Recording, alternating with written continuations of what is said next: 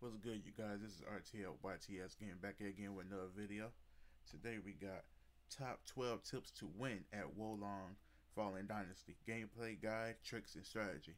Not gonna lie, some of you guys need to watch this video because I've been playing with a lot of dirt on this game.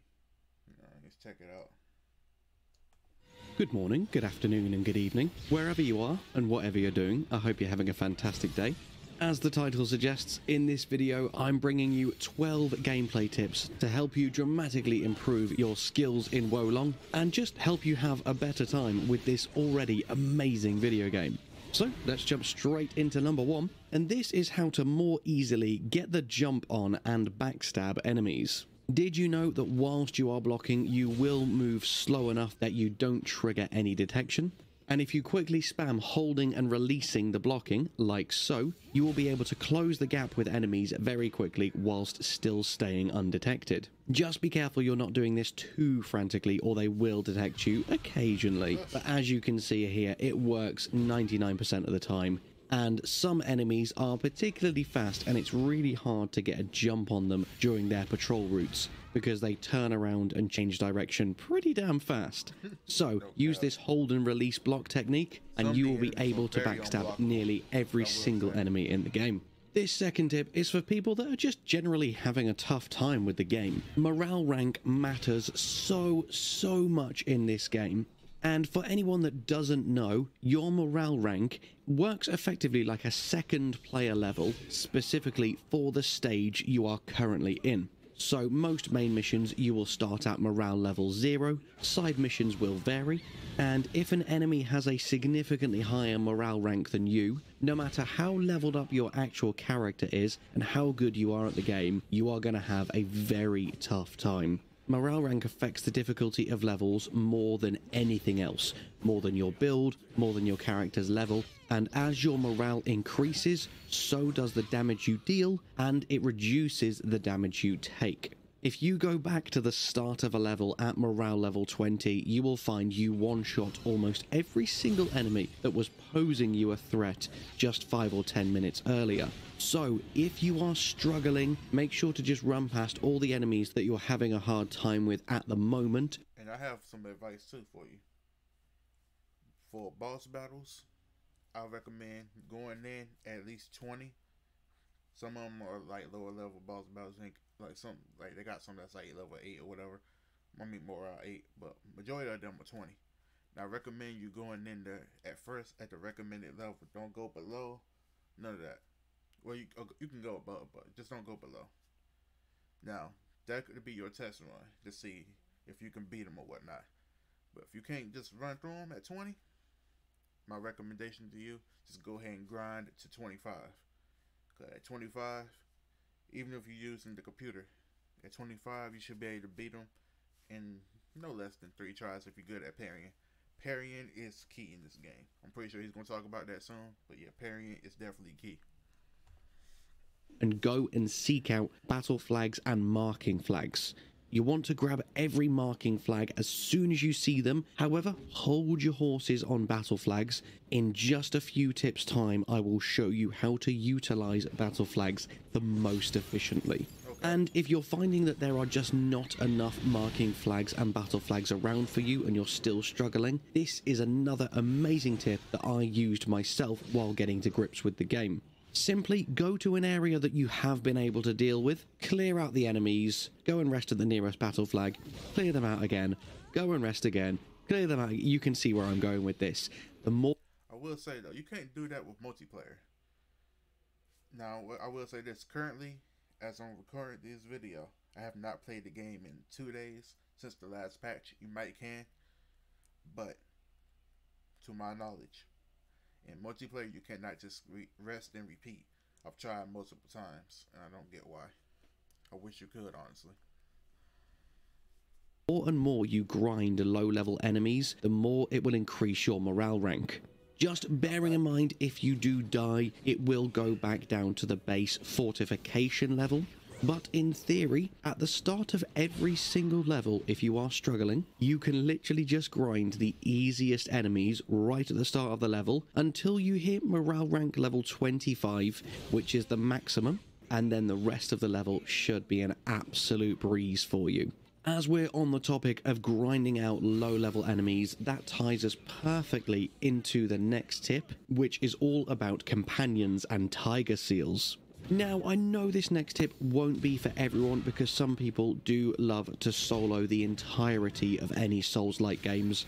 I totally get that appeal, and I do also love going through the levels by myself afterwards. However, for the purposes of this tip, make sure you are always traveling with recruitment companions.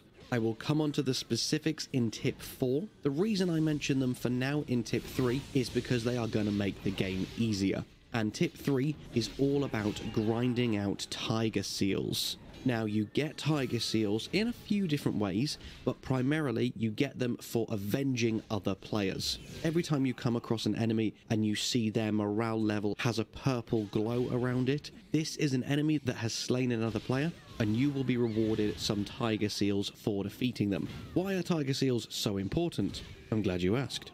That is because this is the currency required to recruit both AI and player companions to help you out in these levels. So, tying in with tip 2, whilst you're grinding out low-level enemies to build up your morale rank, you can also seek out revenge enemies and take them out so you can get a nice stock of tiger seals going. And as we're already on the topic of companions, that ties us in very nicely with tip 4, as we talk about Cups of Cordiality and some of the other bonuses that they offer you.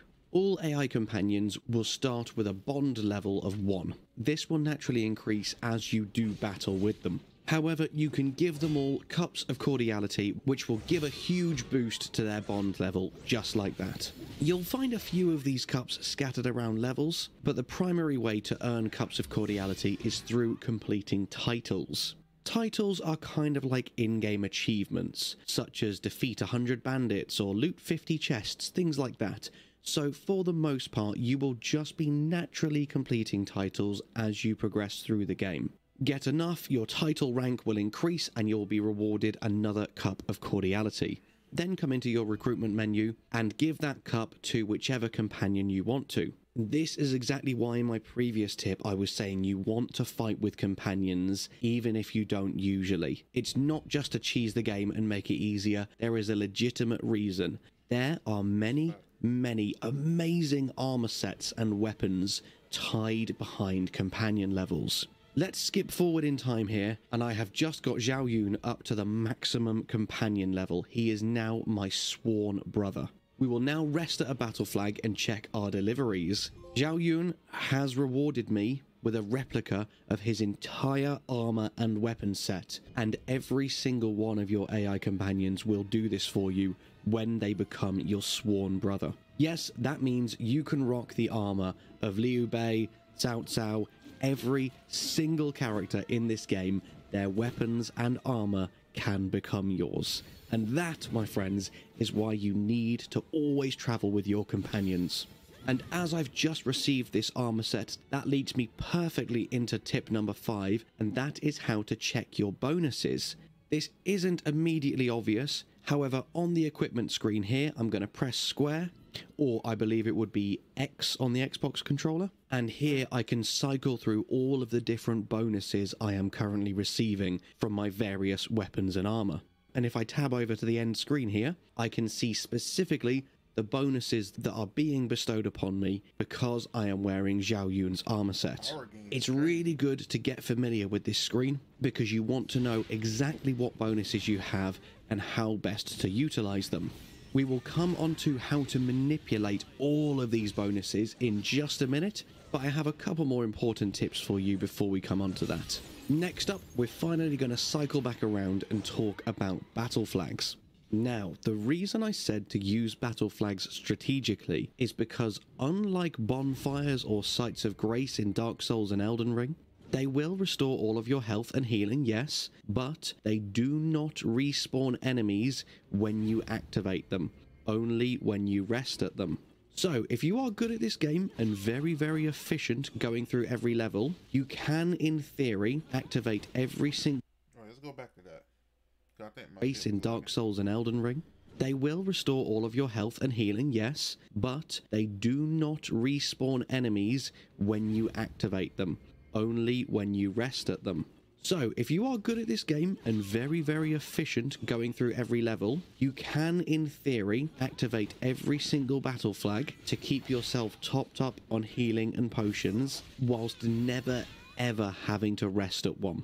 Therefore, the entire level will be absent of enemies because you have gone through and killed every single one of them and you have not rested, therefore they haven't respawned. One of the amazing bonuses of this is if you do happen to have missed a marking flag or a battle flag somewhere, you can then run back through the whole level completely unharmed in search of that final flag. Just so you're aware, marking flags will fully heal you and your companions, but they won't restore your healing flasks. So you can still use them fairly strategically as well. If you spot a marking flag and you've got a tough enemy around the corner, go and deal with the enemy first, then come back and top off your health at the marking flag so you don't have to waste a healing potion. But as I say, battle flags are an absolute dream in this game. The fact that they will fully replenish everything just for activating them whilst making all of the enemies stay dead. As you can see here, I will now rest at this battle flag and sure enough, all the enemies have come back to life. But going all the way back to tip number 2, this is an area I'm very comfortable with. So if I want, I can now grind all of these enemies to my heart's content to increase that morale level and make the next section of this stage much easier. So there are so many ways to manipulate flags and the environment to make this game way less daunting than it initially seems. I'm going to try and keep this as spoiler-free as possible, so all I will say to preface this next tip is that eventually you will unlock the hub area, and it's at that point you will unlock all additional shopkeeper options. Until that point, try and refrain from selling anything, because as soon as you get here and the blacksmith options are opened up to you, Before he continue, when you in there, do not do like I did. I spent $1 million, I think they call it coins in this game, but I spent $1 million on arrows, fucking not throwing knives, pots, thinking that I'll always have that, like in like Elden Ring or something.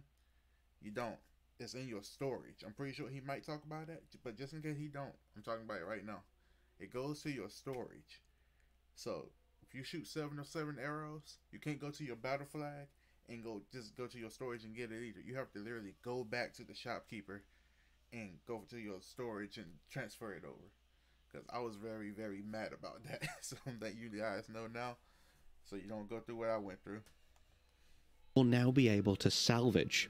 Salvaging equipment is so much more efficient than selling it. By salvaging equipment, you will get an amount of jewels. Along with this, in rare circumstances where the weapon or armor you are salvaging has a particularly rare gem or already has some upgrades, you will also get that gem and a few of the upgrade materials. Whereas if you were to sell it for copper, that is literally all you would get. You will lose out on everything else. You can also hold down triangle on the PlayStation controller or Y on the Xbox controller to mass select a whole bunch of weapons or armor so you can salvage them all at once rather than having to do it individually. So what I tend to do is sort by rarity and then just mass salvage anything that is 1 or 2 star. Now, once you've finished salvaging everything, before we get onto gems and upgrading, you are going to need a lot of cash, because gems in particular require an insane amount of copper, and you've just salvaged everything, so you haven't sold it, so you haven't made any money. However, now you can sell a few of your excess jewels. You will get literally thousands of jewels for salvaging all your gear, and jewels sell for so much more than the gear itself would. I've got 1,500 jewels here. I'm going to sell 1,000 of them, and there you go. I've now got over 2 million copper. This is a way more efficient way of making money than just selling things. And now we have loads of upgrade materials, loads of gems, and loads of cash. It is time to make the armor set of our dreams. And don't worry, you can be very frivolous and just upgrade everything. You get plentiful resources, plentiful gems, plentiful copper, so you can go absolutely wild. I know it's kind of a long video. You made it this far in the video. Please hit that like button and subscribe if you're new. That'll help us a lot on this channel. And I appreciate you for sticking around this long. And also, I will be streaming this game probably, if you're watching it today, I'll be streaming it today on Twitch, YTSGaming. The link will be in the description. But even if I'm not streaming when you watch it, please stop by Twitch, you know what I'm saying? Streaming probably around that, probably next couple of days I will be streaming WWE. So yeah. With upgrading and experimenting with everything. So my next tip when you're looking at what gems you want to add to your gear is, firstly, of course, we're going to want to choose a decent build. The 5 main stats are based around the 5 Chinese elements. We have wood, water, metal, earth, and fire. I strongly recommend picking and sticking with 2 stats. You don't want to spread yourself too thin, but you also don't want to bottleneck yourself into one particular stat. Because when you come across stages where most of the enemies in that stage are resistant to the one stat you have focused in, you are going to have a really bad time. So try and be a bit versatile and focus on 2 at once. I'll come into what all the stats are and what they do when we look at wizardry spells. The reason I mention it now for this tip is just so you can keep your stats in mind whilst you're choosing your gem slots. As you can see, there is an absolute ton of gem slots that you can pick for your gear, ranging from increasing the damage or the spirit damage you do, to increasing how much chi you gain, or how little chi you lose when you die. You can also increase the accumulation of all of the different positive and negative effects. The possibilities for your gems are endless. So I strongly recommend focusing on 1 or 2 particular things and doubling down on them with your gem slots. I am more than happy to do a few build videos if people want to know how to min-max and be as OP as possible. I am currently... If you want to see his build videos and me do a reaction up to it, make sure you hit that like button, subscribe, and let me know in the comment section. I'll definitely do a reaction to his build videos and give my point of view on it. Cause I need to see it for myself. Running a water metal build, and my water wizardry spells are so insanely powerful because of my gems. I'm focusing on extending my positive effects so that my buffs last longer, of course maxing out my ice damage as much as possible, and building up that chill accumulation and negative status effects as long as possible on my enemies so they stay chilled for longer and take maximum amounts of damage from my attacks. So experiment and go wild with all of your different gems and gear. The possibilities truly are endless, and if anyone comes across anything particularly powerful, please let me know. I'd be very interested to hear. Before we move into the last 2 tips, this next one may be the most important by far. Did you know that many people who watch my videos and follow this channel regularly still are not subscribed? Just simply clicking that subscribe button and clicking the thumbs up whilst you're down there would help us both out tremendously, because it gets my name out there and it ensures that you're notified every single time that a new video... I'm gonna definitely subscribe too. Ain't no cap in my rap, you know what I'm saying? Hey, yo, he was bad slick how he put that in there. is ready for you to watch. Also, I want to give a shout out to all of our patrons over on patreon.com. Thank you so much for your continued support. You're absolutely amazing people, and please look out. Fun fact, if you don't know this about me, everybody that I do reactions to, I follow on my personal account. I just don't follow them on the gaming account. But yeah, I'm definitely gonna follow him on that, because that was smooth as fuck how he did that. For new rewards coming soon. Now let's have a good look at wizardry spells and everything that the 5 elements have to offer. I've tried to do a really quick, simple breakdown for you, so let's blitz through the main 2 or 3 points that each stat has to offer you.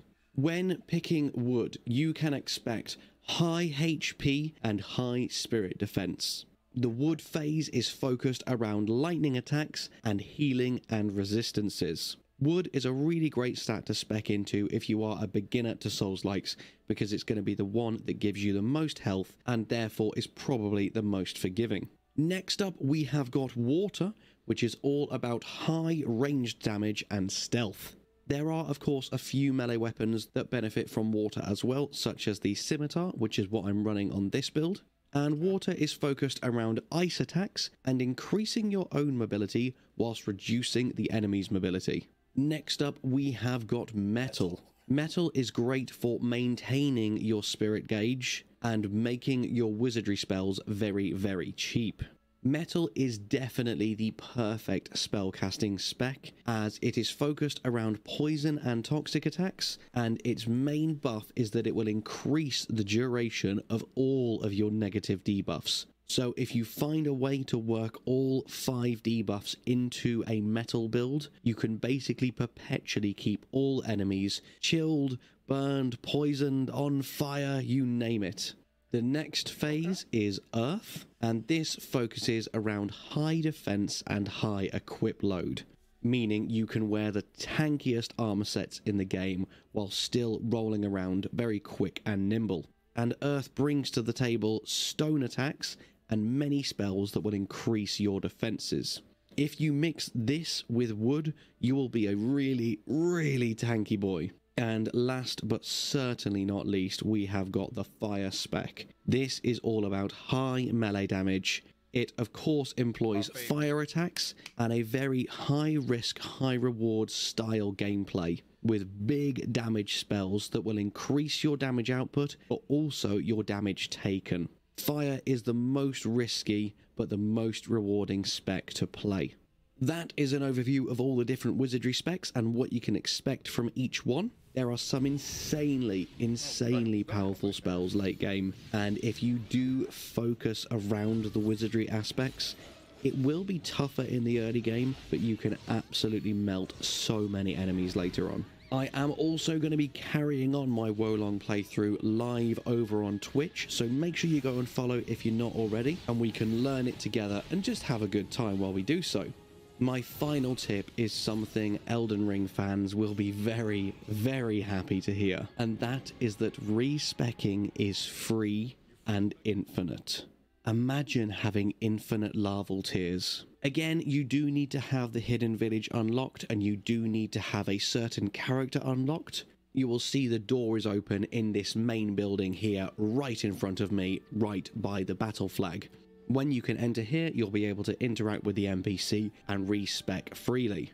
What is even better than Elden Ring is that you don't have to reallocate all of your levels. If you want or need to lower your level for any particular reason, you can bank levels. It won't give you the chi back to spend elsewhere, but the levels will stay banked and you can reallocate as many or as few as you want, which is really, really good for people making meta builds at specific levels. I think it is really going to help the PvP in this game, the fact that a system like this exists. And that is it. That is the end of my first guide for Wolong. Please let me know if... Definitely appreciate you. Oh yeah, I'm going to add this in too. You can also do different build sets. Like you want to make an ice build, fire build, whatever the case may be. You can just have different builds for different boss battles, because I'm not spoiling the game, but if you're facing a lightning dude and you got a lightning build, it's not going to work. You know what I'm saying? You're going to have to go find you somebody like fire or something to go handle that. You don't want to. And then you can, and also you can go to the battle flag and like change to the build, but warning, the build will be whatever level that you like saved it as. So make sure when you go out to like into the world, you update all your builds just in case. But that's gonna be all for this video. Make sure you hit that like button, subscribe if you're new. You made it this far, you're a real one, you're an OG. You know what I'm saying? And I appreciate you. Other than that, peace. I'm out of here.